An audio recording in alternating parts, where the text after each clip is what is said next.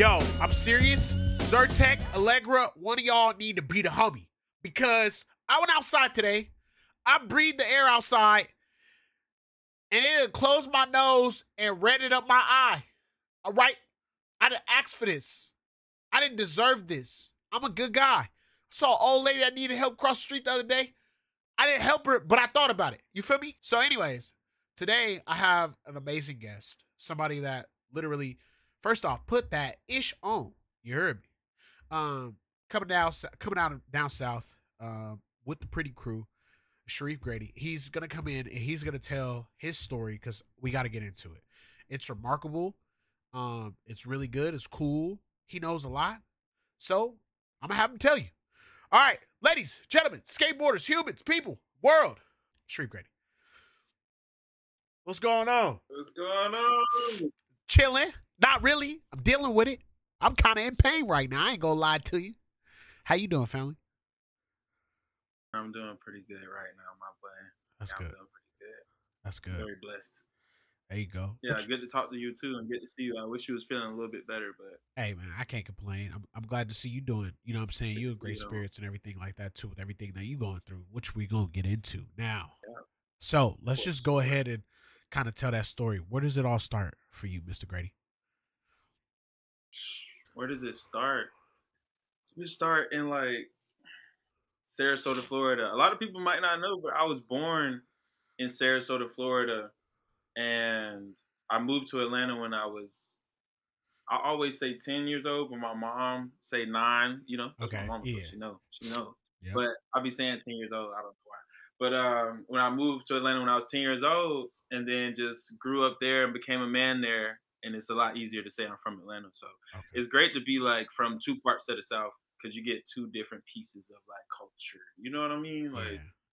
Which is like very lovely for me, and I'm very appreciative of it. That's why I said from the South, because I remember something, I don't know, when we were there, you said like everybody thinks I'm from right here only, but I came here, and I couldn't remember where you said. Yeah, I'm gonna let niggas know every time. I'm gonna let niggas know every time. I'm from Sarasota, Florida. Like if we get into it, I'm from Sarasota, but I'm from Atlanta. I was born in Sarasota, Florida, but I'm from. So do you remember Florida at all? Oh, hell yeah. Florida is hot. Rains a lot. The people, or at least the small town or smaller town that I'm from is like a little bit of a beach town. Yeah. Not too fast on like, I don't know how to explain it, but yeah. So in those early years, what were you doing? Those first years in Florida, do you remember life? When I was first in Florida, I was playing flag football, bro. I was living on 21st Street with my grandma. Or I was living with my aunties, Auntie Peanut, Auntie Lulu, Auntie Teeny, and it was like all of our families would live in this house. Like it would at least be like I have 3 aunts. And we would all like share houses. All of us would just share houses. That was just how it was. I'm a kid. I didn't know. We were just all together. So I'm just like, oh, this is cool. And we're just all living together. They got all their kids in the house. I'm in the house. And I was playing flag football for the most part. And I found that to be quite exciting. But there was something always like I knew that was out there that was a little different for me. I didn't know exactly what that was until I found it, which is funny enough, skateboarding, you know? Wow. But yeah, I just always knew there was something different out there for me. What age did you find skateboarding? 10 years old when I moved to Atlanta. Wow. Yeah, and how was it introduced? I was hip. How was it introduced to you? I was hip to skateboarding through Nintendo 64. We used to always play the WWE games, SmackDown, Raw, GoldenEye. And then, I don't know who the hell bought Tony Hawk Pro Skater. It was the blue one. I'm not sure if it was the second one or I think it was 2. I don't know. But it was the blue little, thing that you... Blue cartridge. And throw it in that bitch. Blue cartridge. Yeah. Yeah, the cartridge. Boom. I don't know who bought it, bro, but I'm so thankful to this day that somebody bought it. Because I remember the characters. I remember everything from it. But I would always play it, and I would always, funny enough, find myself playing obviously with all the black characters, and then also 100%. playing with Bob Burnquist. Ooh, okay, that's an Bob elite. Burnquist. I would put with Tony Hawk because I would be like, oh, this nigga made the game. I would just put it together like, oh, he must be like the best skater within the game. But Bob Burnquist, for some reason, that name just hit for me, and I was like, okay, I fuck with bro. I fuck with bro just because his name, and then like his swag or whatever within the game was pretty hard. So I was like, this is cool. This is cool. So I was like hip to the game and hip to know like, okay, you know, skateboard, 4 wheels, you got to push like this, move like this. People pop tricks. Obviously, the game's more exaggerated, but it's like, I'm sure this is like real life, interpreted into real life as well. 100%. So I moved to Atlanta, 10 years old, and I'm just like roaming complexes, you know, roaming the neighborhood. I moved to this apartment complex with my mom, just me and my mom in Atlanta. The rest of my family's back in Florida. I'm roaming the apartment complex, and this is like around Soulja Boy era, like heavy Soulja Boy era. So when that dropped. Yeah, exactly. Like crank that, and he's like, he going up, and he's from Atlanta too. So I'm like, oh, it's lit. Like I got on my tank top, I got on my SOD money gang shades, SOD like, and G's. Yeah. I think I'm doing crazy. I'm going crazy. I'm like roaming the complex with them, sagging my pants, got these big ass jeans on and shit. And then I'm walking around, I see all these little kids or whatever. I'm a little kid as well. I see all these kids, and then I see some kids skating off this bench into the grass, literally just skating off this 2-foot high bench into the grass. That's all they was doing, was just rolling off into the grass or just trying to pop tricks. Weren't good at all. They didn't have like hella tricks or anything. That's exactly what they were doing, to my memory. So I see it, and then I go over there, and I started talking shit. You know what I'm saying? Like I started just getting at them, like, what y'all doing? Yeah, like what y'all boys doing? Like, oh, you skateboard? Like hit one of them kickflip things, like whatever. Like, oh, y'all boys don't skateboard. Y'all don't skateboard. You can't do that. Like, da. And then they starting to roll off the bench every time. And I'm like, oh, y'all trash. Y'all trash, bro. Y'all know what the hell y'all talking about. And they like, if it's so easy, dude. If it's so easy, dude, why don't you try it? And I'm like, all right, bet. So I see that they're like, you know, getting on the board and trying to roll off really quick. So I'm like, all right, this is what I'm going to try to do. And then I try it and bust my ass. Like, I completely humbled myself. Very bad. It got real instantly. Skateboarding got real immediately. Boy, got real quick. Real quick. It'll do that. And it was like, you know, one of those tests in skateboarding where it's like literally, you know, you take that first fall and you figure out, all right, bro, I can't do this shit. This or isn't you light. get up and you're like, damn. This isn't a light situation. Like, I can do this. Yeah, this isn't a light situation, but I could do this. I kind of want to get this down. So then I bust my ass, and they just talking shit along just how I was talking shit or whatever. And then they ended up teaching me how to roll off the ledge. Okay. And it was just into the grass. It wasn't like rolling away. So, you know, I would just stop as soon as I would stop into the grass. And then, so I ended up doing it by the end of the day. And I remember going home and then letting my mom know. I was like, hey, Mom, I want to be a skateboarder. Wow. And that entire the beginning of my journey is that entire interaction changed your entire outlook on skateboarding. At first you had a fascination just through the game. You had the fascination, but the environment of like y'all roasting each other, because you went over there kind of talking yours too. You feel me? Them giving you it back, your taste of your own medicine after getting humbled, and then them like actually not giving up on you and being like, hey, yo, bro, like, you feel me? We get what you was doing. Here's how to do it. Probably just changed the whole course of like how everything goes. Hell yeah, for sure. Wow. For sure. It changed my whole life, bro. It changed my whole perspective because, you know, gaining knowledge as a skateboarder, everything's just so, not everything, but a lot of things are very self-taught. You know what I mean? And very like visual learning. And I'm a hard visual learner. Like if I can see it done, I'm like, oh, I can do it. What's some other stuff that you've learned visually? Or just watching it and you picked up on it? Football, video games, drawing, or just art in general. Ceramics. You crazy into art? Like how deep are you in the art world? Not too deep. I wouldn't call myself like a a big artist. I think I'm an artist. You know, I label myself as an artist. 100%. As you should. If you know what I'm saying? If you're like an idealist, like you know what I'm saying? That's what art is. You just create, which is something that you do.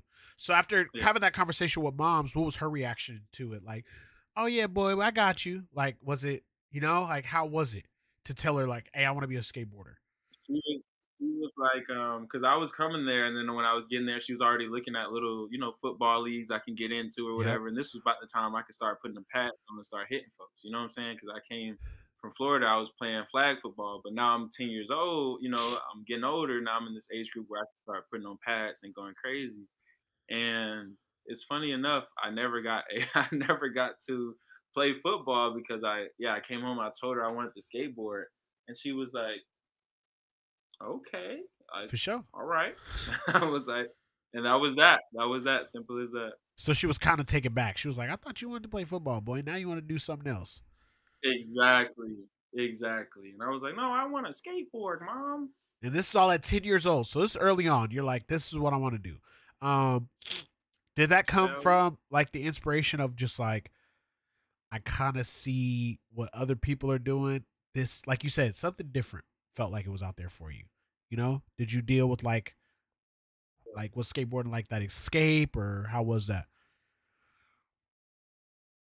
Yeah, well, my growth in skateboarding early ages for sure definitely was an escape. Or it was a lot of things for me, you know. It was like a confidence booster, incredible confidence booster, because you know I'm failing at this trick, but yet I want to learn how to do it so bad. Like I want to achieve this goal of learning how to do an ollie, you know? Yeah. And then figuring out, okay, I can't do an ollie today because I'm trying so hard, but it's not working.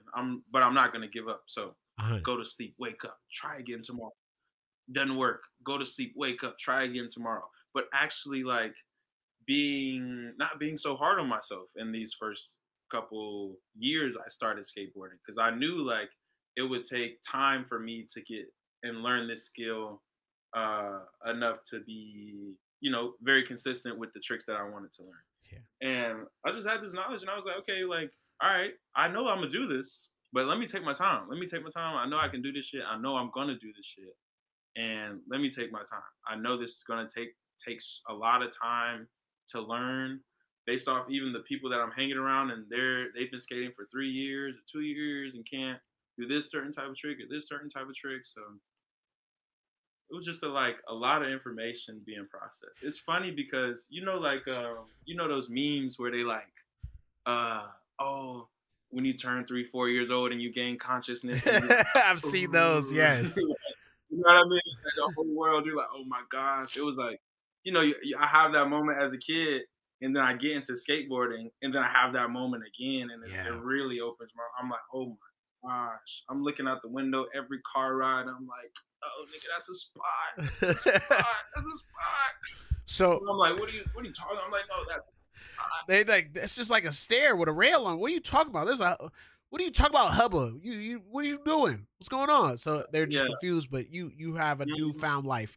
Now, that early crew, do they remain around you? Like that crew that helped you roll off the bench? Do you go back to that complex and skate with them again, or is that like a one-time thing? Yeah, so I was in 5th grade when I moved, and they went to the same school as me, funny enough, which was great. And I skated with them for the next year. Until they moved to Mexico. With my boys, Kevin and Jay Avila. Damn. Yeah. And it was so sad when they moved to Mexico. I was like, damn, y'all were my best friends. Like, I used to go over their house all the time. This was Jackass era. So, you know, kids going to be stupid and try to do anything they see on TV with Jackass. Even though Jackass told us in the beginning of the show, do not try none of this at home. We did not listen. The ex told us, please don't. And now we have ridiculousness for God knows what, because that was all those people that did not listen to that beginning promo that Knoxville and them told us to avoid. But it made a lot of friendships, and not a lot of us even had home videos. So a lot of us got hurt for no reason. And we wasn't going viral. We just had all types of sores, bumps, and bruises for nothing at all. Now, with the moving of them, you say like, you have this newfound life. So skateboarding stays up for these next couple years. You're teaching yourself all these things. It's perseverance, never giving up, right? is there another crew that comes in? Because, you know, also being African American in skateboarding, it's like it's not that many of us. So like how was that learning curve? You know, you start being like, well, by myself, I can't really do it. Is there anything like I'll go back to football or I'll hoop or whatever, or do you just stay on this and stay focused? I stayed on skateboard. I wasn't fucking with none of that shit. I wasn't fucking with none of it. I was like, bro, this is me. This makes me feel like my own individual person. I've already felt like my own individual person growing up, and this specifically has enhanced that way of thinking and for sure signaturized, made me know like, okay, I'm my own person with this, you know. Yeah. Shout out to everybody else, but this is me. This was it. This is what there I like to do. This makes me happy. No hatred. Joy. No hatred, but do you move with my life? None. Man, yeah, go ahead and do your show. Yeah. So now, how long until skateboarding's comfortable? Like, how long till you can deem yourself as, oh yeah, I get this. Like, I'm getting sponsored. People think I'm good. How old were you? I think I was like 15 when I got like my first local sponsor. It was called Unknown Inc. It was there was this local skate park called Brook Run Skate Park in Dunwoody, not too far from where I was living. I'm from Sandy Springs. And would go there all the time, skate every weekend. And then a group of friends I had, his pops was into skateboarding too. Yeah. He made a clothing company called Unknown Inc. and then started to sponsor some of the local skaters at the skate park. And then, yeah, that's how I got like my first sponsor. What was Unknown Inc? And it was cool. Was it clothing? It was just a clothing company. No, it was like random too, because they would do like their own contests, which was cool. They would do random little contests at the skate park, but it would feel so big because I'm on YouTube. I'm looking at people going up. I'm looking at all these things that are so entertaining within skateboarding. Ads, marketing, XGames, fucking contest here, there, Mountain Dew contest, and then hearing about all the local skaters in the area that are killing shit or whatever. Then Grom contest. So then like any piece of like that world felt that major. I could get to, I would like, yeah, it would felt major, and I'd track to it very fast. That's good. Now, any of those contests, did you have any luck in those? Did you win any of those? I always crashed out, bro. Every time I always crashed out. I would kill the skate park. Like, I'd be sliding. I'd be cramming. Like, I'd be skating everywhere, going hard. And then by the time my run come up, like, it's like, I can barely breathe. That's a shot effect. That's like, a shot. What? Well, my legs start to shake and shit. I'm like, oh my gosh. Like, I would just always fold sometimes. But then I would learn that I would fold after a while. I'd be like, yeah, if I fold, well, I'm just going to do like the hardest thing I could do just so people can remember at least one trick that I did. And so if my run went to shit, I'd go to the double set, crank a kickflip, crank back 180 over the rail, do whatever I can, my best. That's my best. Always trying to persevere. And it worked out. It worked out. Always trying to persevere. There you go. And I'd always wait for the best tricks. The best trick was my thing too, because it felt less pressure because everybody's skating. That's true. Those are fire. Now, time kind of goes on. You're a skateboarder. You're established. How long until it's out of your skate park? Do you get any buzz anywhere, like outside of the circle or the globule, or like did you start skating street? Did you start linking up with other people that were like sponsored by other shops and other areas? How does that? When did you start filming and getting into it? This was the era of like, you know, making hella skate park videos. Skate park videos. Like everybody's bringing out their camera, whether it's a handy cam or a VX, and literally just making skate park videos. And it was like the thing to do at the time, 2011, 10, 12. And then I just make a bunch of friends at the skate park. Some of my best friends at the skate park ever. And then, funny enough, there's like this Wendy's 2 miles down the street from the skate park. And behind the Wendy's is this DIY called The Lot. Okay. So there would be like a bunch of skaters. And that was like our moment for us park skaters, because our parents would just drop us off at the skate park. That was a moment for us to skate street in that way. Yeah. So we go skate to the Wendy's, get some food, and go right to the lot that's literally right behind Wendy's, and it's like this crazy DIY skate park, and it's so fresh to our eyes, and it feels like the most street thing we ever done. It's like real terrain, you know. Skate park's real smooth, but the streets are rough. Yes. Um, Night and day. so then we started skating there. Yeah, yeah, and then shortly after that, high school, and then once I get into high school, that's when I start skating street a lot more and start finding a group of friends to skate street with. One of my best friends at the time was Jonathan Owens. He's a skater in Roswell, and then I would always make YouTube videos, like just make YouTube videos, like LG clip of the days, little clip of the days, clip of the days, or whatever, and they just be like me doing silly little things or whatever, silly little tricks. And one of my friends saw it and he was like, "Yo, bro, these are sick. Like, you should come skate street with us, yada yada yada." And he was making videos at the time as well, so I was like, "Okay, bet, let's do it." So then his mom would drive us around to go skate street, about like 3, 4, 5 of us in the car, and it'd just be a blast. It would be such a blast. But we're just taking it easy, like nothing too serious, but like seriously trying to get tricks. Yeah. But it wasn't like super serious. Yeah, But, exactly. So it's not like no deadlines for nothing or trying to get no, it was just like I'm out with the bros. Yeah, for sure. Casual. So now, very natural. Well, so where does it? So skateboarding always had a real fun element for you. You like you said, you was at the skate park making these edits, doing your thing. It never was like, oh, even though mom, I told you I want to be a skateboarder at 10, you never had like a life direction where you wanted to make it a career per se. You know what I'm saying? It was always just like the activity you wanted to get good at. I definitely wanted to make it a career. Okay. But I knew like having fun was like the base that you needed to start with. It's like, bro, the skateboard doesn't owe you shit. It won't owe you shit. You can be gone just like this. But if you want to make a career off of it, there's like the blueprint is there, as we see with all our favorite skateboarders to the end. Whose blueprint did you follow? Who did you see that you were like, oh, I can emulate that path to try to get there? P-Rod. I remember seeing P-Rod and be like, oh my gosh, P-Rod and Stevie Williams. Oh, Kareem Campbell, Terry Kennedy. Oh, he skated to his own song. I was like, not many niggas can do this shit right now. Then I get older and I start to see Odd Future going up, and then I see Nakel Smith, and it's like, the black representation within skateboarding is like, it was very important to me because I'm living in Atlanta. It's black everywhere, high class, middle class, low class. Coming from Sarasota, Florida, seeing black everywhere or just surrounded where I'm at. It's different. Yeah, so for sure. And it's very, very comfortable to be around people that look like you know? And see their success. Like you said, you see the Knox, you're like, wow, like look at Tyler and all them. They're all Hebe, they're all skateboarders. You know what I'm saying? That's like something. Like, this is possible. This is insane. Like, I can do it. They all connected because of a skate park and like other things like that. So it's like, whoa, okay, I got this here.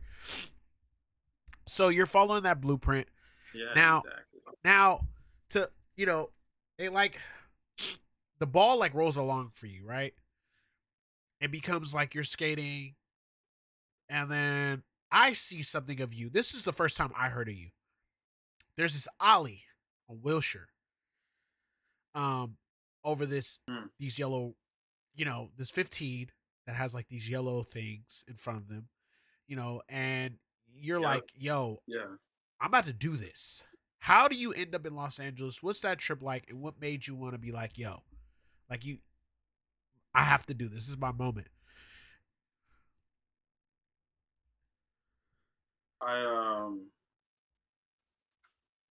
First, real quick side note, I was in school when they made Bacon Destroy, and I would watch that video all the time. And then I remember just the tumbleweed segment, the WILSHIRE montage segment, and I'd always see it, and I'd look at it, and I'd be like, bro, they just put those poles up. This is crazy. And I was like, bro, they only just made it more skatable, just telling all the homies. Because I would always skate like things like that. I was just like, yo, if I get there, I'm going to do that shit. But that was just something I would always tell myself, man. I never told anybody. And then fast forward,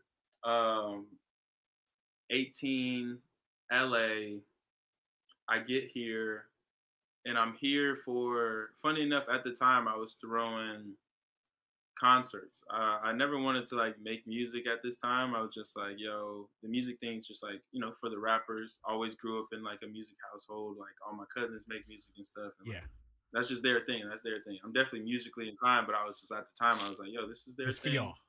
I'm just gonna be a skateboarder because I kind of seen how, you know, skateboard and skateboard rappers can just like it can just get too distracting. Yeah. That was my thought process at the time. So boom, I'm like, okay, but I love partying. I love throwing shows, literally throwing concerts. So I would throw concerts with underground artists. And then I was hosting a show for, I think it was like ATL Smook and Swag Hollywood, and I think maybe 1000 Band Fonnie, and it was a show in LA. So I scramble up some bits and money, get a ticket, come to the show. Come to LA for the show. I'm out here. I'm staying in Koreatown with one of my OGs. Yeah. And then, funny enough, he's literally stays like 7 blocks from Wilshire. Yeah. And, you know, he gave me the full LA tour right before, or as soon as I came and stuff like that. And then, you know, showed me Wilshire and stuff like that. And I was like, bro, this is skating distance from your house. Like, this is a 10-minute skate. And I was just like, what the fuck? So then I was just like plotting. I was just like, bro, I was like, I can do this shit. I can do this shit. So go to the show, turn up, have a great time, have a grand time, have a blast. And then I'm in Cali for like the next probably like 20 days. You know, I just bought a one-way at this point. You know, I'm 18 years old and I'm like, bro, this is like skate paradise. This is heaven right now, bro. I could do anything here. I'm skating here insane. Like my skating here is going up. My XP is up crazy right now. Woo! I'm like, yo, talk to him. I'm skating a whole new territory. This is fucking so sick. I'm going to literally like the skate park, seeing pro skaters, and I'm like, bro, this is crazy. So, boom, I skate to Wilshire every single day. I skate to Wilshire every single day, and I go look at it literally every single day. So this was summer. You mean the 15? You're going to the 15 every day? Or 15. Yeah. Going to the 15 every day just to look at it, just to scope it, just to be like, all right, picture myself doing it. Literally having dreams of like popping a fat ass ollie over. And when I'm skating there every day, I'm just visualizing it, bro. I'm visualizing it. I'm just like, bro, I literally came here for a reason, you know? You grow up and you're like, bro, everything happens for a reason. And you're like, yes, this is my moment. I'm here for a reason. So I'm a summer baby. My birthday is June 24th. Hard. And it's like June 20th around this time. And I'm like, dude, I'm finna do this shit. And I'm finna do it for my birthday. I'm finna give myself a birthday. That's your gift to yourself. My birthday gift is wow, that's elite. This is gonna be my gift. This is me popping this trick and landing this and taking this bitch all the way home. This is so you turning 19. At the time, I'm FA. Yeah, I'll be turning 19 on that day. So at the time, I'm FA flow, like just getting some boards or whatever. Yeah. And it was a fun experience coming to LA and then going to the warehouse and getting some things. And then this is when Jimmy Britches was the TM at the time. He was a boss team. It was fun. I remember everything. Really cool. Great experience with him as the TM. So boom, I call him and I let him know. I'm like, yo, I want to do Wilshire 15, bro. I'm gonna do it on my birthday. He was like, bro, with the pose? And I was like, yeah. He's like, you gonna bust your ass. He was like, you gonna bust your ass. I don't think you know what you're doing. I'm like, bro, I'm finna do it. I was like, bro, I'm finna do it. So you got any filmers? You got any photographers? Blah, blah, blah, blah. He was like, all right, I'm gonna look for some people. You look for some people too. I'm like, okay, cool. I text whoever I know. Nobody knows a filmer that wants to film me trying Wilshire 15. Yeah. And I'm like, God damn. I'm like, bro, if I was just a filmer in general, I'd be like, this kid wants to try. I'm over there. This MBD. You know what I'm saying? I'm like, I'm there. Yeah. I'm there with my iPhone. I'm there with any type of camera. I'm there with my mama's I'm leave work. My sister. Whatever the hell. If I'm at Domino's delivering a pizza, work, it don't matter. Mid delivery, I'm going that way real quick. yeah, what time you finna be there? Okay, cool. I'm gonna be right there. I'm gonna be like, you know what I'm saying? So boom. I even text Nakel.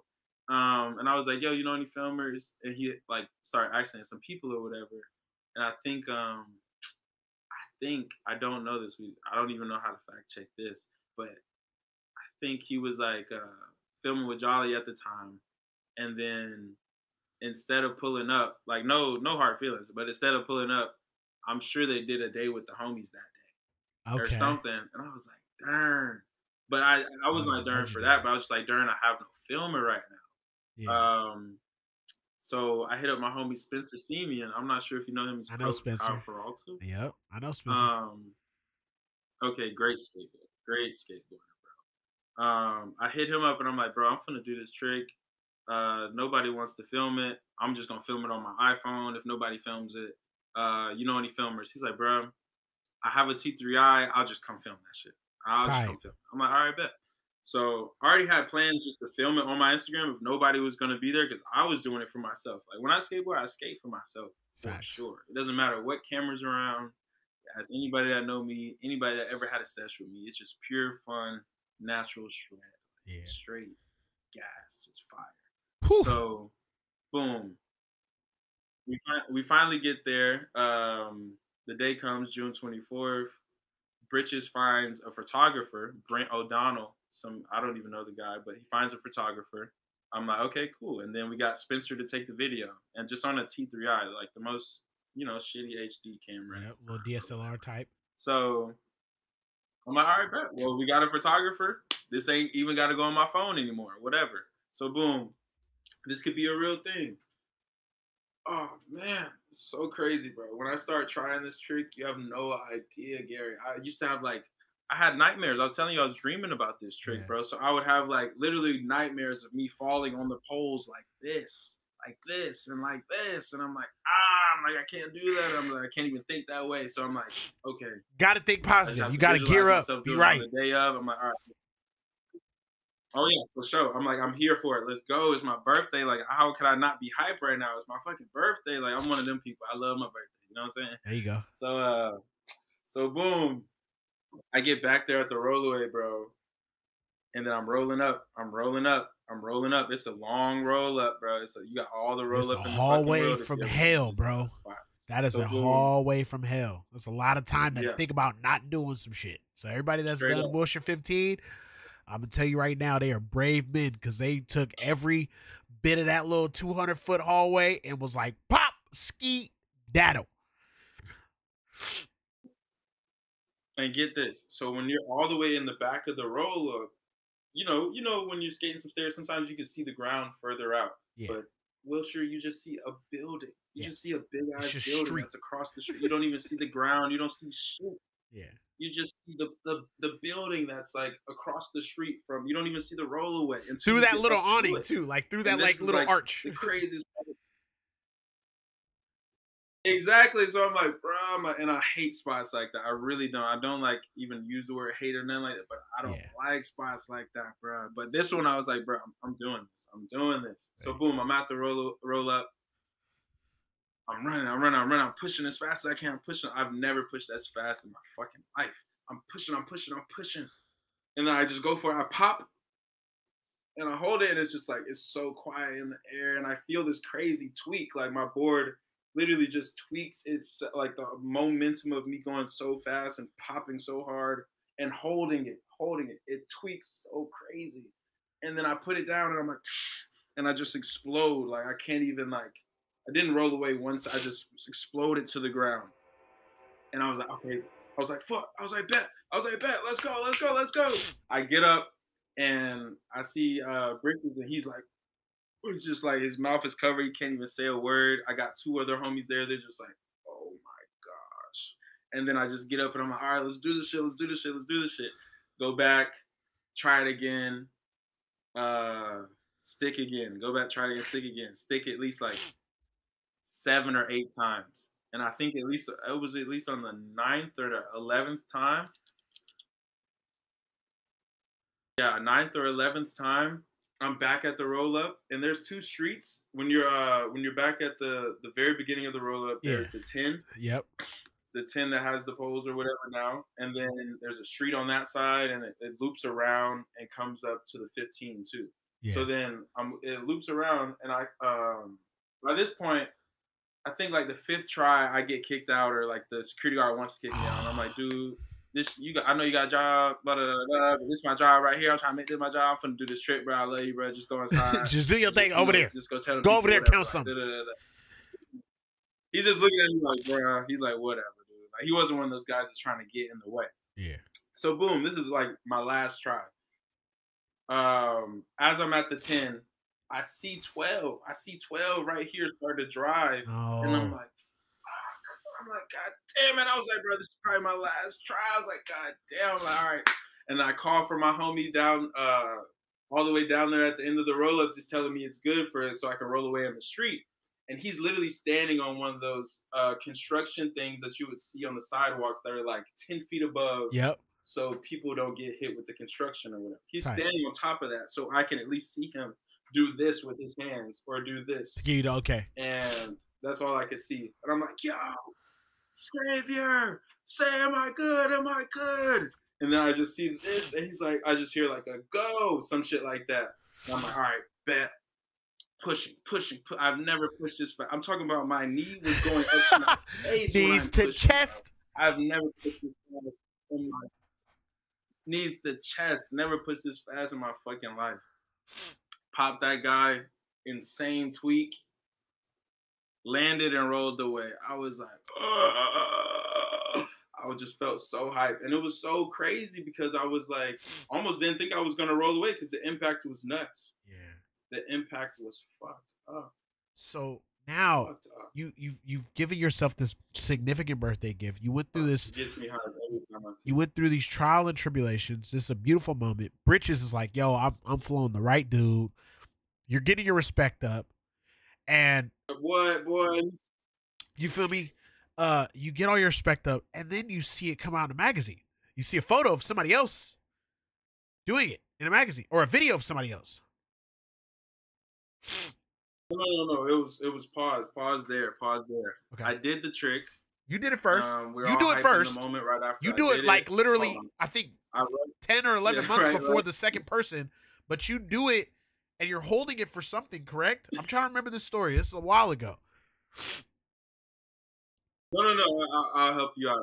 Go ahead. I do the trick. We're hyped on it. I'm looking at Bridget right after. I'm like, bro, this could be like a cover. This could be a cover. And he's like, bro, you know, it could be a cover, but you're not even like am or nothing like that. So he was like, you know, kind of like pipe down a little bit. And then he was like, we're gonna try to get something in there for you though.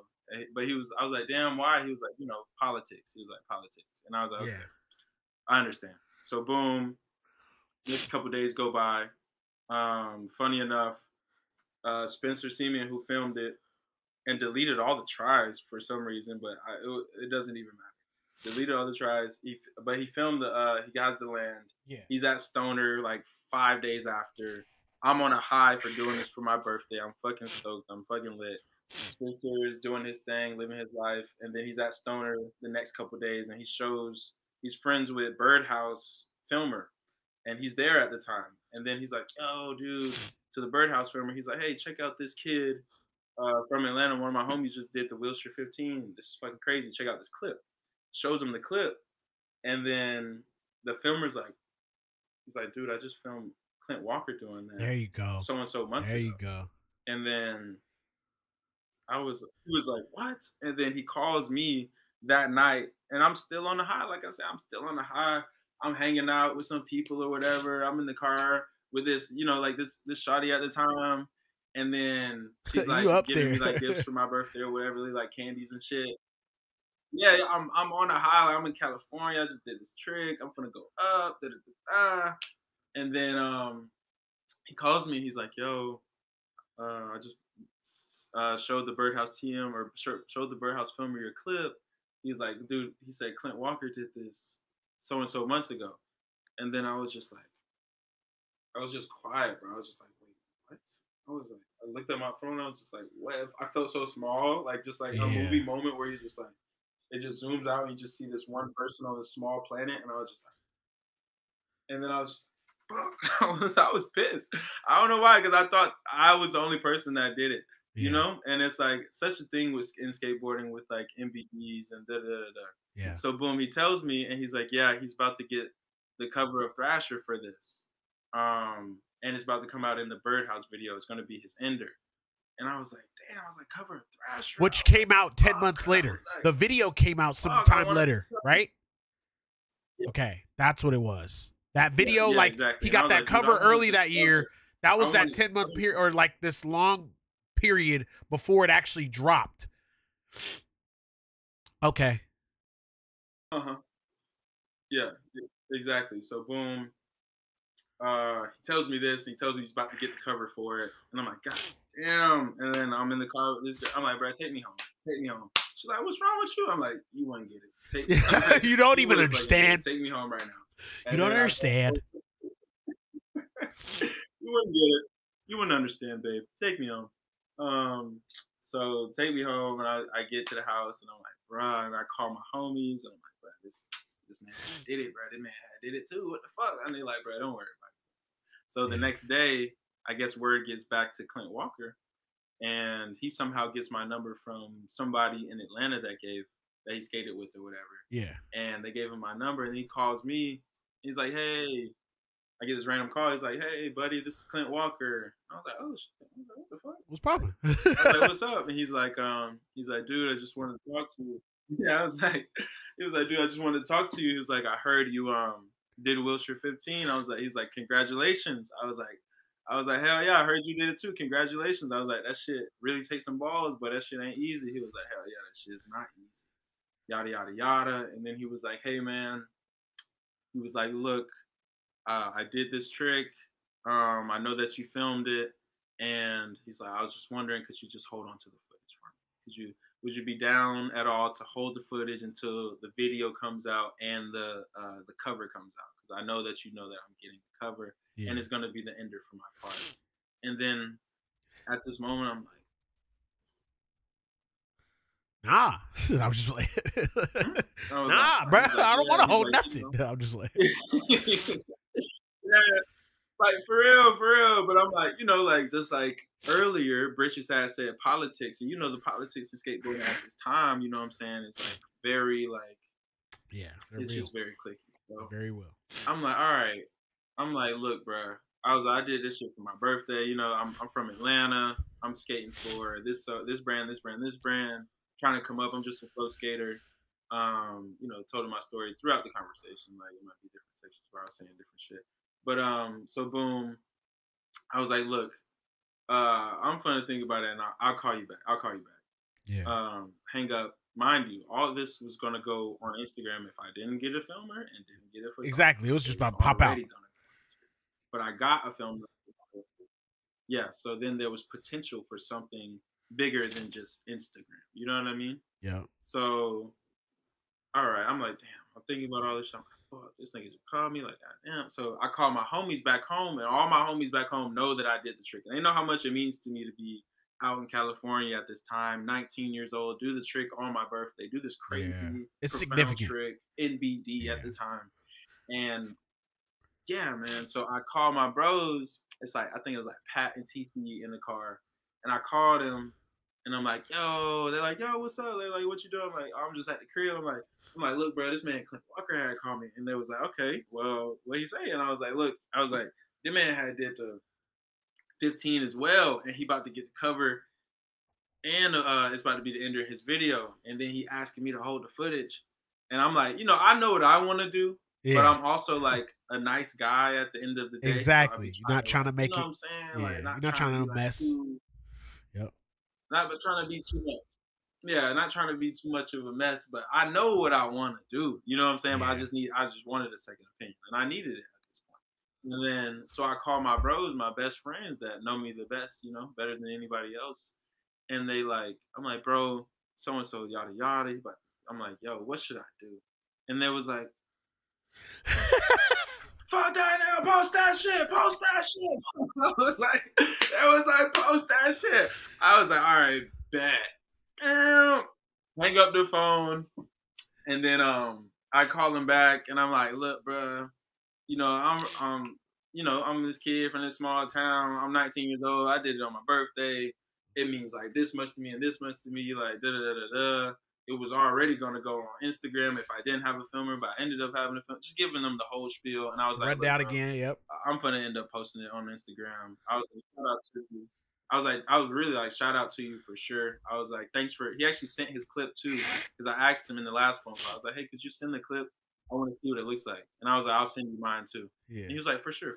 Like mutual respect, you know. Hey, he's cool as hell, bro. You know, calling back and telling him all this stuff, and I'm like, yeah, vibes for sure. So boom, yeah, call him back and tell him all this stuff, and he's like, I tell him, and I'm like, yeah, bro, I'm finna post that bitch. I'm sorry, bro. I worked too hard for this shit. I was like, you a pro skater, you already at the level that you at. I was like, this can take me into a different, just push me, you know. Everyone's trying to climb the ladder, and I'm like, this could literally push me to where places I can't even think about. You know what I'm saying? And I was like, you're a pro skater, blah blah blah. You're good enough to do another trick. I literally told him that, and then he was like, all right, man. You know, I'm sure he had me like on speakerphone at this time, like with the whole Birdhouse team around, because they like they were on a trip at this time. So I'm sure he had me on speaker. Like, call back. I say all this shit. Wait, I'm sure they're like, oh, hold on. What year is it? This is. But this it was is, like, you know, what year is this? This is 20. Hold on. Let me see something real quick. Let me look up. 20.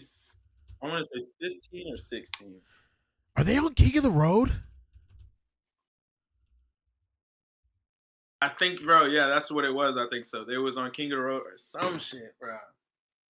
Because I know they were all in the car. The way just the phone was echoing, I could tell niggas was around the phone. Like, I just knew something was up. They're on King of the Road, like, bro. But no, that was 2015. Okay. So it's 2016. All right, yeah. Or maybe it was 2015 when I did it. I think it was 2015 when I did it.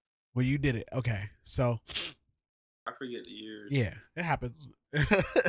But either way, so you can hear that they I think it was 2015. So yeah, they might be on King of the Road at this time. Yeah, I want to say it's 2015. So yeah, that literally. Yeah, so, exactly. And you can just hear it. Was 2015. But you doing like, this is my make or break. Yeah. This is like my make or break moment. You seen the stoke everybody's face when you did it. You know you've already been like known to just go for stuff. Like you said, you were the crash out. You was finna fly. You was best trick over it, ready.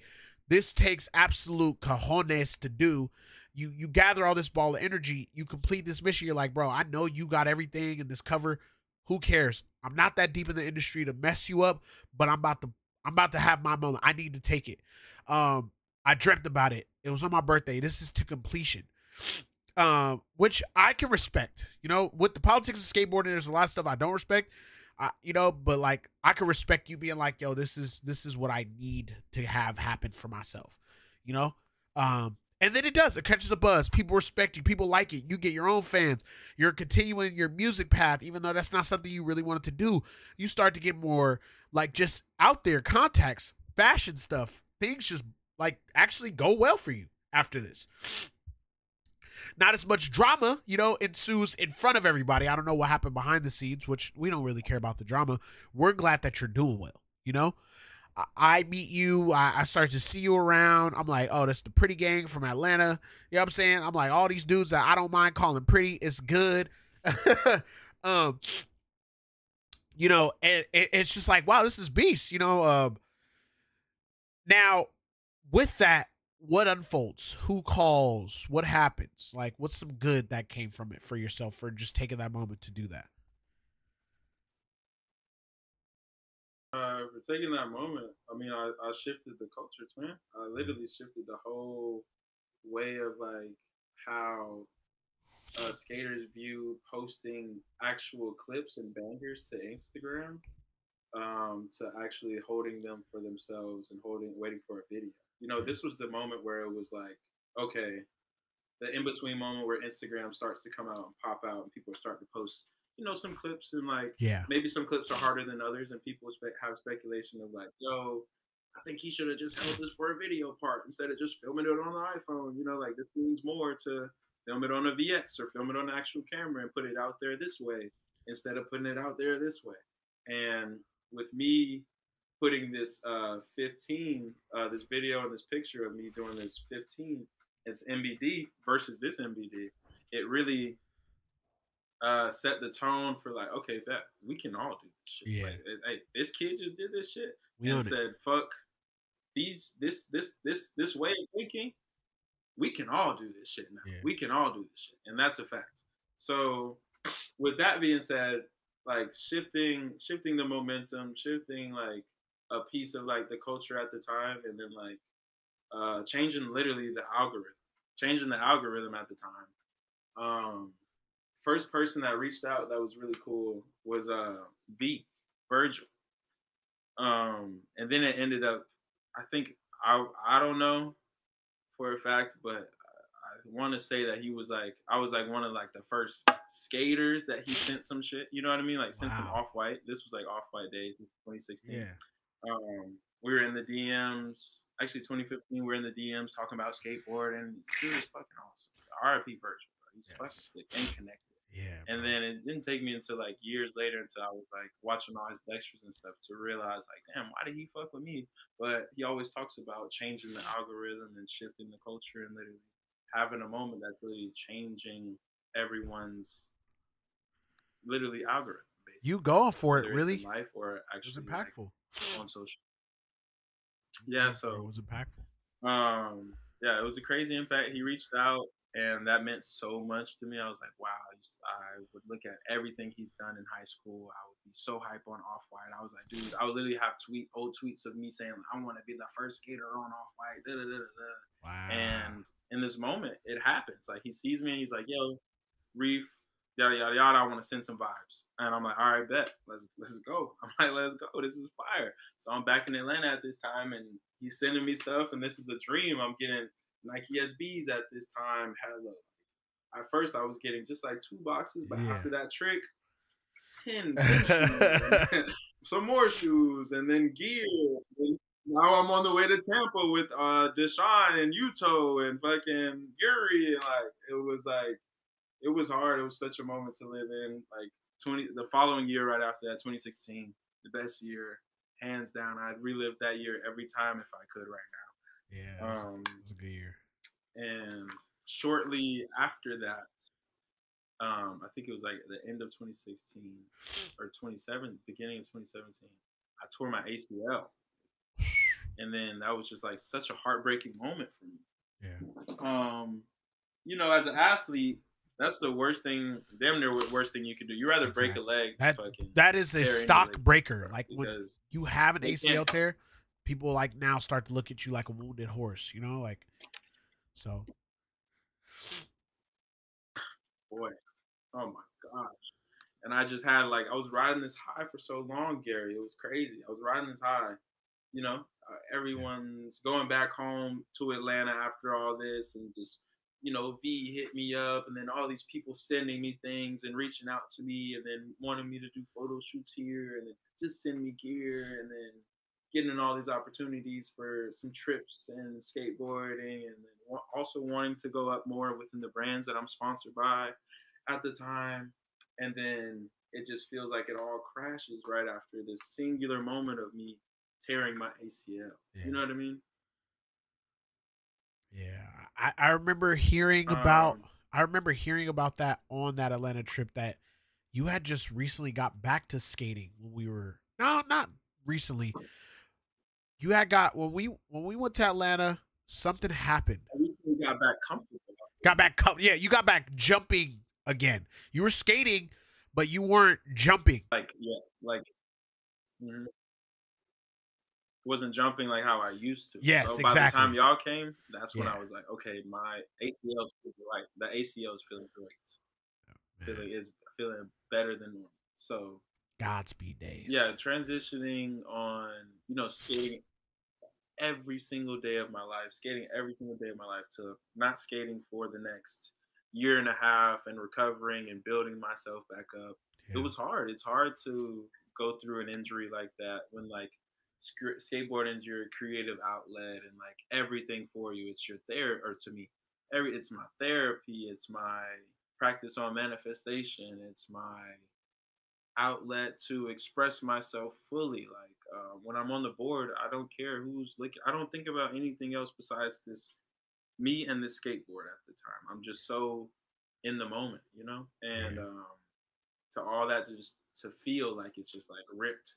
It's like you just feel like fuck. Like what do I do now? So within that moment, I'm like, damn, I have to find like something else creative so I can like put some energy there. Like, please, like I just need to do something. Like I don't know what it is. So then I start crafting and start picking up clothes and start to do some cut and sew things, and then start to get more into music. Start putting and it on. Studio sessions and with rapping. local underground artists. And then I'm like, okay, bet this feels good. It's not don't feel like skateboarding, but the bitch feel good. Goddamn, get all this creative energy out. Yeah. Then I started making music at this time, and then I'm like, okay, well, I'm literally not skateboarding, and I'm literally recovering. So, you know, I'm having some fun making music. Let me actually make music. Let me do this and see how far I can go until I can get back on that board. Because when I get back on that board, can't nobody tell me shit. Like the skateboarding gonna speak for itself. Whether you like my music or not, that skateboarding go speak for itself every goddamn time. So I'm like, when I get back on it, you know, they'll know. But let me just do this right now because this is fun and I actually enjoy this. And yeah, so boom, start taking the rapping serious. And then once I started taking it serious, 8 months later, I get an offer to have a video on World Star. What? And this is fire at this moment. I'm like, yo, this is sick. I'm like, hell yeah, let's do it. So I got this video. I shoot it to the Connect at World Star that I had at the time. Shout out Jay, Coach Jay. And then he's like, all right, bet we're gonna run through Will and then get it posted. And then at the time, I'm like, I don't want to like be a skate rapper, be considered a skate rapper. It's just such a silly way. There's a little stigma. But it's like, you know, there's like so much like, there's a stigma around it and makes us like start to limit ourselves more. You know what I mean? Like when it shouldn't be like that. But that's what I was thinking, a little bit like that. And then, but the video comes out and it's tight. It's cool. It's like, it's a song called Boot Up. It's hard. And it's hard as hell.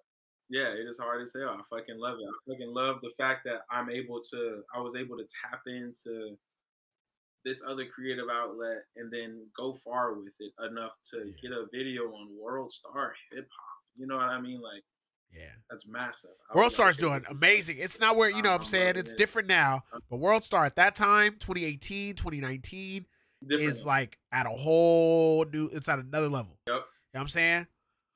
So to get that, have that at another level. Yeah, that's like, you know, so you do this, then your recovery happens, you get back on that board, you're doing your cut and sew, you're like this underground, overground indie king at this point. Like, the right people know who you are. You've built yourself in all these lanes of creativity that there's like respect for your music or what you're wearing, you know, because it's like you're putting one-of-one pieces on that you're making for yourself. Like you said, almost everything you do is for yourself. You love to share, you have good community, but you know that it's like, what about me? I want to be the one-of-one human I can be. With that energy circulating around you, you get a lot of positivity that you're like, all right, for sure. Like, you know, you doing your thing. But then, you know, some more time goes by and it's not to like hone in on the obstacles that you've had to go through in life, because we're going to talk about the great moments right after, but you get in an accident riding a dirt bike. Now, through all these fascinating things you're going through, like you said, you're on a new high, you're on your music high, rappers want to kick it with you. People like, hey, where'd you get that? You like, you can't have that. I made it myself and put it on my body. This is it. You know? Then this happens to you. Now, you know, what is that day like? What's going on, and what did you have to deal with? Okay. So I moved out to California. I moved out to California in 2021 with my best friend Pat, and we're on a road trip from SF to LA, and It's awesome. Fucking sick. We love road trips. Shout out Pretty SB. That's a whole nother timeline that we haven't even dived into, but we'll get there another day or some shit. So boom. Have to. Moved to California. I stayed with Sean Imes and Ian Imes. Shout out them boys. Yeah. Thank God I wouldn't be like right here if it wasn't for them boys. Like letting me and Pat just bum on their couch, stay on their couch, and just you make great friends through skateboarding. Yeah. People you know, people you meet in a fucking day can be your best friends. So boom, living in Inglewood. Then I moved to Studio City, and then I take a trip to Colorado, and then I go dirt biking with someone, and then it's like backcountry road dirt biking. So literally the roads are about this thin, this wide, and then they're like bumpy, lumpy, bumpy. Like it's crazy. So, and this is my first time on a dirt bike. It was tough. It was my very first time on a dirt bike. On a 250 actually, but like I'm an adrenaline junkie. Like I love it. I feed off it. I live for it, bro. Snowboarding, I've never been that fast my entire life. So boom, I'm an adrenaline junkie, but I'm riding around on the dirt bike, like in the parking lot, like a couple laps before we go into the backcountry woods. Just feeling uncomfortable, man. I really should have called it then, but I didn't. You know, like I really had a feeling like, I could just not do this. But I came all the way out there to do this. So I was like, let me try it. Let me do it. Go within a mile deep into the backcountry woods, feeling a bit uncomfortable, and then hit a left turn and then whiskey throttle. And when I whiskey throttle, I crashed into a tree. I literally collided within the tree. I close my eyes when the collision happens, and then I open them, and the bike's on top of my body like this, and my leg is like this in front of my face. And then I throw the bike off of me, start screaming, and I'm just like, oh my God, this is crazy, this is insane. And then at the moment of impact, I tore some ligaments and also pinched a nerve within my leg that caused me to have drop foot. So drop foot is when you have no range of motion in your ankle and it just drops like this. Like you can't lift it up, you can't do anything with it. And, you know, as a skateboarder, I care about my body more than most people. You know, literally every piece. I'm using every piece of my body every time I skateboard, especially my legs, feet, and ankles. You know, so this was crushing. You know what I mean? I was supposed to be in Colorado for a 3-day trip. Ended up being there for 20 days in the hospital. And shout out to Dr. Weinstein, a great man that saved my leg and saved my life. I had clogged arteries. I could have passed away, Gary. I could have lost my leg too, Gary. It could have been a very different situation, right? Yeah. It's very tough. I'm very blessed too. I'm very happy and very grateful to be where I am, standing here, sitting here, talking to you, and like living still on the West Coast. It's amazing. So this is something, and the reason why I wanted to get into the accident, just to like kind of show, you know, it's not like you're no problem talking about it. No, but the reason why is because thereafter, the positivity you gave to us, because we were worried. All of us were worried about you. Like we were like, first off, what's going on? Like, what the hell? You know, we're tapping in, checking in. Everybody's like, yo, this, that, and the third. The rumors that you hear, like, oh, lost his, you know, and it's just like concerning, you know. But the aura that you gave us was, I'm gonna be back. The energy that you fed to the bros was like, I'm gonna be good, bro. Like y'all worry, y'all tripping. I'm gonna be straight. I get it. It's up right now, but you feel me? It's not the prettiest moment, though. No pun intended. But it's like, I'm gonna be back. And with that, bro, that helped all of us be like, for sure, you know? And I know you've had to go through countless surgeries. They told you this surgery will be it, that surgery will be it. But you go through these, but you're smiling. You're good. You know what I'm saying? And a lot of people have lost in that light. When, you know, like Mike Moe, I believe he has drop foot. He lost, like, you know, he went through something and he just kind of was like, you know what? I'm gonna just kind of hang up that aspect of me trying to get back fully. I can still skateboard, do my thing, you know? But you were like, bro, what? I'm about to PT. I'm about to build strength. And that level of perseverance is why I wanted to talk about it, because you never have turned your face upside down. Ever. You haven't. And there's been rooms that have seen your tears and seen your bad moments, but we have not. You know what I'm saying? We haven't. So it's like, that's what, for sure. That's what I, if I like, even like you still creating. You made this shirt. I'm gonna wear this in the streets because they want to say it anyway. Like you said, hey, you on that Tony Hawk? Yes, I am. Literally, I'm on XGames.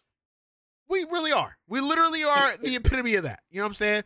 So, I think that's like one of those great moments, and like you said, shout out to all the pretty boys, man. Pretty SB. Shout out to all you guys. That's a real group of y'all. Like that's a real band of brothers. You feel me? Yes. And shout out to whole Atlanta. I got to give a shout out to whole everybody in Atlanta, everyone that's not being recognized. Yeah. But keep going. Nah, you all good. Nah, of course. I love shout outs. You have to. We're black. It's the thing we do. We're built by community. So that's why they're like, oh, you gotta shout out the whole. Yes, bro, because there's a militia of people that assemble us. You feel me? And assemble our energy. So it's like you gotta coin love to them. I got to. Yeah. Reef, see, we are gonna have you back on this show 100%. Because there's stuff we gotta get into. Like I do 1,000,000 bars where we freestyle. I ain't got no beat ready. You know what I'm saying? But this is just the part one. I've been ready to freestyle with your ass too. Hey, look, type. You feel me? Yeah, and sure. I know you already said you wanted to do it in person, so I'm gonna set that up too, so we can really, chop up and get into it. But today for this Grind and Unwind, I want to say like a huge thank you, and the moment of kind words, even though I gave them, is to really tell you like, bro, for real, all of us go through shit and all of us go through stuff, but you've been one of those people where I can tell that your love has been snatched from you. The love of skateboarding has been snatched from you, and you still know that there's an end where you'll get back to it. There's still like this other side where you know that it's still in your life. You have not lost sight. Bro, that's something as a man, bro, as a human, as somebody that's your bro, that I the highest respect to that energy. You feel me? Because some of us feel so beat up, and I just haven't felt that from you, and it's like, thank God I know somebody that actually can stand up for, bro, just keep pushing. This is another trick. The trick is to get back to the skateboard. As many times I got my ass whooped doing it, now I got to give the same attempts to get back to it. And that vision, bro, is unparalleled. Exactly. That vision is unparalleled. So with this episode of Grind and Unwind, we're going to say thank you, Shareef Grady, for real, bro, for being one of those people that everybody can admire for perseverance. And we appreciate your energy. Damn, boy, I'm about to cry for real. Twin, can't cry, Twin. Hey, look, Twin. You feel me? I appreciate that. Sure. Stupid. I appreciate that, bro. It takes a lot. It takes a lot, and it wasn't easy. And it's great to everything I've learned. I have learned from shifting my perspective. So if anybody's out there that needs some help on going through or getting through or pushing through or breaking down those walls or being on your way and climbing up the mountain, just know that there's light on the other side, and there's light within darkness. Whatever you're saying and giving in the dark will come to the light. So remember how to shift your perspective and see things differently, so you can change and accept change at the same time. Everything is exactly what you make it, and give thanks. Woo! Salute! Grind and Unwind, episode 49. That rhyme. Shareef Grady, Pretty Reef, Gary Rogers. We out of there.